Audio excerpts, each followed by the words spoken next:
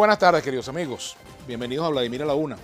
Bueno, hoy tenemos como invitado en la primera parte del programa, vamos a tener un programa más recortado hoy, a Yahvé Álvarez. Él es periodista, historiador, bueno, y especialista también en periodismo digital, profesor universitario. ¿Cómo estás, Yahvé? ¿Cómo te va?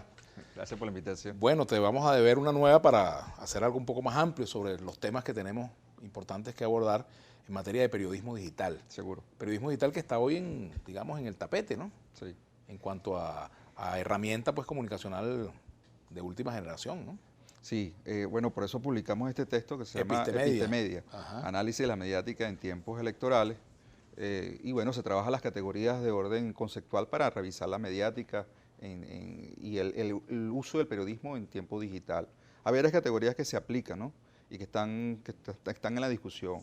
Agenda SETI, campo demoscópico. Háblame de esos conceptos. Ok, son categorías que se utilizan en términos teóricos y que se siguen aplicando. Algunas están en desuso porque son parte de las escuelas europeas y son casi que dogmáticas. El espiral del silencio de Elizabeth Newman, cuando el silencio otorga y se aplican dos categorías, el blackout, que el propio medio se censura, o cuando viene censura por parte del aparato del Estado. La aguja hipodérmica, que es cuando se impone una mentira. Ahorita que está muy de moda el concepto de la posverdad. Ajá, háblame de ese concepto de la posverdad, que yo lo he leído, sobre todo lo he leído mucho en Aporrea. Hay todo un debate porque con respecto a eso que llaman la posverdad. Sí, hay dos categorías, la posverdad y la plusmentira. Y la plusmentira. Entonces, eso surge producto de un informe que elaboró la UNESCO, el informe McBeer, sobre el tema de los oligopolios mediáticos, las oligarquías mediáticas en América Latina. Es bueno recordar que... ¿Y cómo se llama cuando se trata del Estado que impone, que quiere imponer un pensamiento único, que quiere imponer una sola visión? Bueno, hay varias categorías que se pueden aplicar. ¿O censura se llama eso? No necesariamente. Ahí está, bueno, el tema de las cortinas de humo, que son reiteradamente usadas en el ejercicio de la comunicación para desviar una matriz informativa y crear lo que se llama olla mediática, ¿no? A última hora. Entonces, lo que tiene que ver con la posverdad y la plusmentira surge de este informe McBeer, y eso fue creado por la UNESCO, fue comisionado por la UNESCO, y bueno, hay un foro abierto por la Deutsche Welle sobre el tema de las falsas verdades o las falsas noticias. ¿Qué es lo que ocurre ahorita, Vladimir? Algo muy curioso, es que el comunicador social, sea o no sea periodista, no está confirmando las fuentes cuando está emitiendo noticias o está generando noticias. Eso es un grave problema que se está generando en el ejercicio de la comunicación. Anteriormente la comunicación era entendida sobre la dimensión direccional, un solo emisor, un solo receptor. El concepto direccional, eso ha cambiado. Ahora es la multidireccionalidad, producto de la inclusión de lo que se llama la transmedia o la social media. Entonces, por ejemplo, en la radio tú puedes interactuar con el locutor a través de la tecnología de streaming y a través de las redes sociales. Entonces, el tema de las redes sociales juega un papel protagónico en el tema de la primicia. La primicia antes estaba en monopolio antes estaba en monopolios de la periodismo impreso, después la radio y la televisión. Ahora la primicia o el tubazo está en manos de las redes sociales. Ahora, el tema de la verificación de la información es un detalle importante que tiene que ver con la inmediatez. La inmediatez hace que la verificación no siempre sea la más adecuada, pero está el fenómeno de que la gente quiere informar y quiere estar informada. Entonces, claro, el ciudadano debe saber distinguir entre una información de un periodista profesional dedicado y con respecto a la información que publica un periodista, un comunicador no, digamos, que pudiéramos decir que es no sé si el término cabe, amateur. Pues, sí. Bueno, un comunicador, pero un comunicador social, pero que no ejerce el periodismo. Ahora, en nuestro marco legal, nosotros tenemos dos artículos muy importantes, que es el 58 y el 57, 57 y 58. Es importante destacar la diferencia entre libertad de prensa y libertad de expresión. En las redes tú tienes que hacerte responsable de lo que colocas. Si tú no colocas una nota a pie de página en la red Instagram, por definirlo, a través de una imagen predefinida, tú tienes que hacerte responsable de eso. Y un problema que está ocurriendo también es que el tema de la opinión, los géneros de opinión, tú puedes hacer ejercicio de opinión, utilizar adjetivos calificativos en la construcción de la noticia o evento, acontecimiento, como lo denominan algunos, desde los géneros de opinión, artículo, columna, mancheta, caricatura, viñeta, pero en el resto de los géneros, en términos ontológicos, en términos del ejercicio de la comunicación, no se debería hacer juicio de valor. En una entrevista, ¿quién hace juicio de valor? Quien te ve quien te ve y que te escucha, pero tú como periodista, tú no deberías hacer juicio de valor del que estás entrevistando. Para eso tienes un espacio de opinión, para eso escribes una columna de opinión. Claro, ahora en el género de la entrevista también ha cambiado un poco eso en cuanto a que se produce una conversación. Entonces el entrevistador también tiene opiniones sobre temas, por ejemplo. Claro, puedes ejercer la opinión, pero reitero, ahorita con el surgimiento de la 4.0, que no se sabe si es un género, un segmento o una fuente, porque está en discusión, es un tema muy delicado, porque como el uso abusivo de la adjetivación. Claro, pero también está el conflicto allí con el tema de la objetividad. O sea, la llamada objetividad, ¿no? Eso que no existe. Eso es muy subjetivo. Exacto. La verdad el ser humano es subjetivo, ¿no? Y además, incluso en una pregunta puede haber una calificación. Yo te puedo hacer una pregunta y estoy opinando en la pregunta. O estás dando la respuesta. O te estoy dando una respuesta o estás induciendo una respuesta. O estoy provocando un debate contigo con una pregunta. Claro. Ahora, la inteligencia o la altura discursiva está en evitar las adjetivaciones. Tú no puedes o no deberías, en esto quiero ser enfático, en la redacción de una noticia. Los hechos son los hechos, la opinión es libre. O sea, hay un hecho y después si tú quieres opinar, escribes un artículo. Evento, acontecimiento. O pones. Bien. Exacto. Lo que dominan el dispositivo evento, acontecimiento. Pero tú vas a calificar desde una noticia. O sea, en la estructura del antetítulo, título, sumario, tú calificas. Claro, ahora fíjate una cosa, por razones lamentablemente de tiempo que tenemos que repetir este programa, ya ves, fíjate. Recomendaciones para el ciudadano frente a las redes sociales, frente al periodismo digital. Confirmación de la fuente, por encima de todo. Segundo. Para no repetir cosas que no, porque uno... confirmación de la fuente para, no es que repetir, sino falsas noticias o falsas verdades. Caer en calumnia, hacerse responsable de la construcción del por ejemplo, elemento discursivo. Si yo difundo en mi Twitter una información contraria, contra ti, una denuncia contra ti, y otras personas la retuitean, se hacen corresponsables de eso. Claro. O sea, hacerse responsable de lo que tú estás colocando. Sigo insistiendo, se respeta la libertad de expresión y la libertad de prensa, pero tienes que hacerte responsable de la emisión. Por cierto que ahora hay una ley que están discutiendo, una llamada ley contra el odio, ¿no? Que puede ser también un instrumento peligroso de censura, por ejemplo, porque hay que ver qué categorías de odio se pueden utilizar y quién produce el odio, cómo es eso, ¿no? En esto hay que ser muy delicado.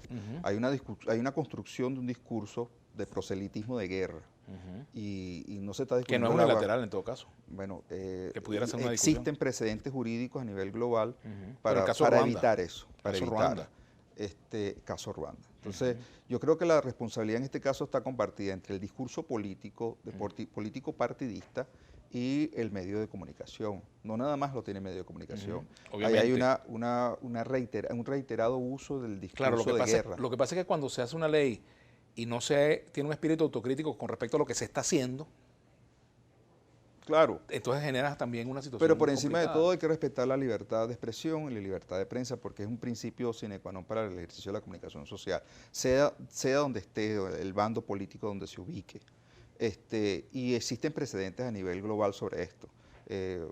Potencias han manejado estructuras jurídicas para no coartar la libertad de expresión, pero sí para identificar responsabilidades. Si tú calumnias o difamas, eso tiene una responsabilidad jurídica. Eso es claro. Entonces, tú tienes que asumir pero también hay un interés superior que es el derecho del ciudadano a estar informado. Es un interés superior. Claro, ese es el 58. Y entre el conflicto, en nuestra orden constitucional está informado, pero está informado de manera veraz y ahora, el tema está en determinar qué es una información veraz. Es una larga discusión. Que no oculta. Bueno, eso es una larga discusión porque eso es subjetivo. Claro, subjetivo, pero por principio es aquella que no oculta hechos esenciales, por ejemplo. Como diría Marshall McLuhan, el medio es el mensaje. El medio es el mensaje. Entonces, la verdad está en la línea editorial del medio, porque cómo construye la noticia. Ahora, la verdad es poliédrica. La verdad tiene muchos lados. Es polisémica, porque se puede ver dependiendo de la línea editorial del medio. Tú redactas una noticia, pero tú redactas la noticia en función a la línea editorial del medio. También el medio tiene claro, cuando tú calificas, por ejemplo. El zapatero es su zapato. Un reportero de la religión se supone que no va a escribir una noticia despectiva sobre el catolicismo, ¿no? Entonces, en eso es que está muy claro. Y la objetividad y la veracidad está en larga discusión. Entonces, en esto cobra importancia el tema de la posverdad y la plusmentira. ¿Por qué? Porque no se confirma la fuente. ¿Cuántas veces te ha llegado una nota retuiteada o vista o claro. Ahora, pero fíjate también, pero muchas veces uno escucha también, y uno puede decirlo, advertirlo, una información no confirmada. Hay versiones según las cuales habría ocurrido tal cosa. Eso es una cosa que se puede decir, eso no es irresponsable. Pero haciendo la salvedad. No se hace la salvedad, no se hace Hay que hacer la salvedad. Claro, se presume, y eso no se estila actualmente. Porque creen que el usuario haciendo uso despectivo y haciendo uso abusivo de las redes sociales está generando una primicia. Lo que pasa es que no se puede confundir el ejercicio del periodismo con lo que cualquiera publica en un Twitter o en una red social. No, hay una categoría. Incluso en un blog personal. Es una opinión personal, sigo insistiendo, porque es género de opinión, estás opinando tú, pero si estás ejerciendo la noticia, el reportaje, la crónica, que son otro género periodístico, no debería ser juicio de valor. Ahí está un problema delicado. Ahora, todo esto toca, fíjate tú, ya ves, toca un tema que es esencial y es el derecho del ciudadano a recibir diversas fuentes de información. O sea, no hay nada más contrario al derecho del ciudadano a estar informado que el pensamiento único, que la direccionalidad, que la hegemonía comunicacional, por ejemplo, ¿no? Bueno, ese es un derecho ciudadano, está en el marco del orden constitucional. Claro, y además de los derechos humanos universales. Así. Claro, pero yo creo que también es responsabilidad del usuario de las redes sociales manejar muy bien las categorías que se aplican. Eso por ejemplo, pasa como con el derecho a la alimentación. Hay comida buena y comida mala. Tú escoges lo que vas a comer. Hay una categoría que se utiliza, y la estoy analizando aquí, y también la analizo aquí, que se llama demoscopía. El libro me lo quiero leer, ¿vale? Bueno, estamos a la orden. La demoscopía es la manipulación del dato cuantitativo en términos informativos. Se utiliza mucho ahora con la e-commerce, la comercialización digital, y se utiliza también en el tema de los escenarios electorales. Entonces, la manera más sencilla de explicarlo es el vaso de agua. ¿Está medio lleno? Medio vacío. ¿Qué te interesa resaltar en términos cuantitativos? Si estamos hablando de 50% de riqueza, ¿a quién le interesa resaltar el 50% de pobreza? Por darte un ejemplo. Y eso es muy subjetivo, porque el evento noticioso es el mismo.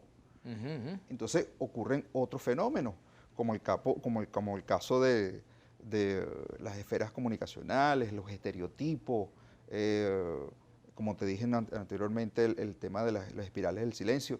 Y ahorita, el último intelectual que ha estado muy de moda, que falleció no hace poco, Humberto Eco, publicó un texto que se llama Número Cero, y se llama El manto del fango, una categoría, que es decir, que el contrincante a través de los medios de comunicación descalifica para desplazar la opinión del contrincante. Bueno, eso lo vemos en cada momento.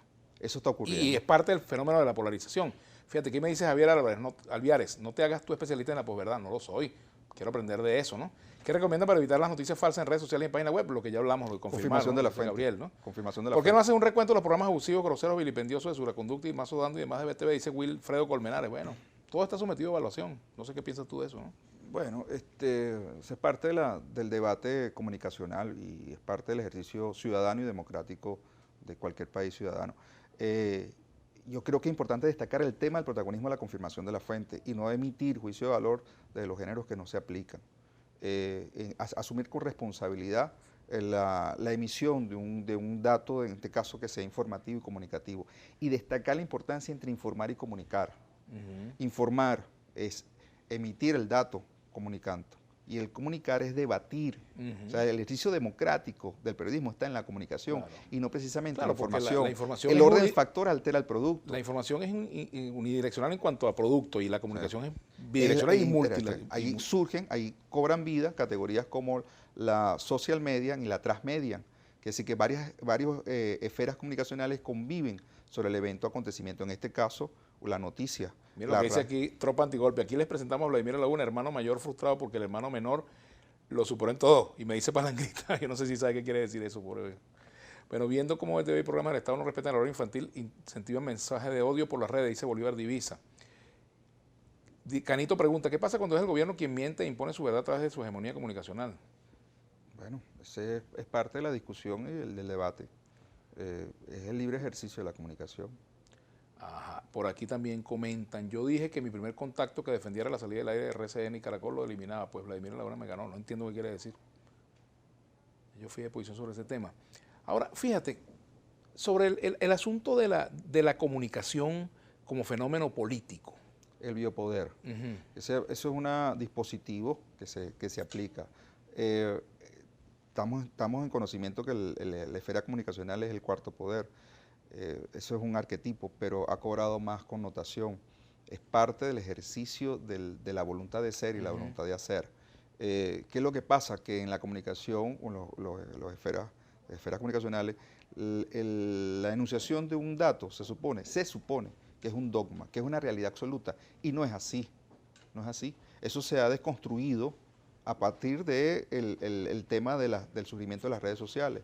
Entonces ahora, anteriormente en los años 80, el que era profesional de la comunicación, le era difícil tener acceso a las fuentes comunicativas, a los portales, y ahí tú demostrabas tu nivel de profesionalismo. Ahora, con el surgimiento de las redes sociales, llámese 2.0 o la 4.0 con la transmedia, el problema está en saber editar la basura, la mentira, de todo lo que te lleva cotidianamente. Descontaminarte. Claro, saber apartar. ¿Por qué? Porque eso no, de decantación de la eso no información. está confirmado. Aquí ocurrió algún dato bien curioso, Vladimir. En las últimas elecciones presidenciales fueron hackeadas 3 cuentas. La del candidato del PSUV en su momento, que era el actual presidente Nicolás Maduro, la de Ernesto Villegas, tu hermano, que fue ministro en aquel entonces, y la de Teresa Maniglia. Fueron hackeadas en el momento electoral. ¿Y dónde queda la veracidad y la autenticidad del dato informativo en ese momento? Le toca al periodista consultar las fuentes originales, ir a los portales originales, para evitar el rumor, el chantaje, la calumnia.